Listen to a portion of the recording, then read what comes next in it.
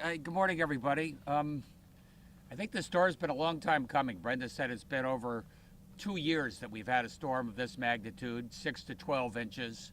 We've got a lot of salt piled up here. It's been piling up for a while. Some shiny new snow plows. As you heard from Garrett, we'll have hundreds of plows out there on the ground. We're working with the utilities. They've got extra crews doing everything we can to keep you safe. I noticed amongst all the equipment, you also have a self-propelled snowblower. What is it? Tesla makes self-driving snowblowers? But we are ready. The folks standing behind me, they've done this before. And I think you got the message loud and clear. Let them do their job. Let them do their job safely.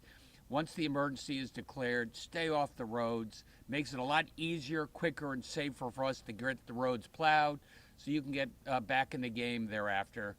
And I got to say, it's also a little bit of mixed feelings. I remember snow days as a kid. You're not going to be missing a day of school, but you maybe have a little bit of sledding. You can go to Mount Sunnyton. You can go to Mohawk. You can go to Powder Ridge. They've been having fake snow for a lot of time, and half their lifts have been closed. They'll be opening up, but wait until we get the roads plowed and ready to go. Be careful. We're New Englanders. We know what to do. Thanks, everybody.